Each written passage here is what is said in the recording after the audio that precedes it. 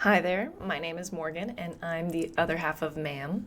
And today I want to talk to you guys about some of my favorite hotkeys in Figma. Just a quick caveat, I am on a Mac, so if you are using a PC, when I mention using Command, it will be Control. Alrighty, with that, let me jump into it. I want to talk today about layer organization, and for me, the key that I use most often is going to be Command, and it can help you if you just hold it down and hover over all of your elements. You can see you get quick access to the bottommost layer. So even if this is grouped and I'm holding Command, I can quickly get to those text layers or vectors. Also, let's say I do want to touch on one of these sub elements. I can click on this headline here. You can see that text layer is highlighted. If I click Command R, I can rename this text layer. Maybe I want to have something shorter. Maybe I just want it to say headline. I hit enter, great, it's renamed. But if I want to rename multiple text layers, what I can do is select one, hold shift, and select any others that I might want to rename as a batch. And in this instance, if I hit Command R, you can see you get this little modal here, and you can preview what the names currently are for those layers. If I want to rename all of these, I can name them text. And then some of these options include adding a number that's ascending or descending. So for example here, number arrow up, that's going to be ascending.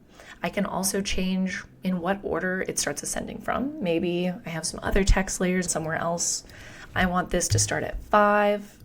You can see now the preview, it'll start at 5 and go forth from there. The other option here is it'll descend with some of the same rules applied. So let's see here, I'm going to go ahead, delete this, and I just want that ascending order. Text 1 and 2, perfect. Let's go ahead and rename those. So now in my text layers, you can see however they're structured in the layers panel, they'll be renamed. And while I'm here, I'm going to go ahead and select this frame entirely. All right. And without having to click into it too much, I can actually, if I want to get to these sub elements, just hit return. And you can see here that my logo and my text component are selected. If I want to go a level deeper and try and get to that vector and those text layers, I can go ahead and just click return. And now I have those selected as well. The opposite is going to be true. If I want to work backwards out of this, what I can do is just hold shift and enter. And now I'm back on that logo and text component layer.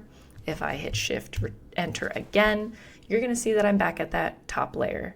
So really you can work a lot with just that enter button.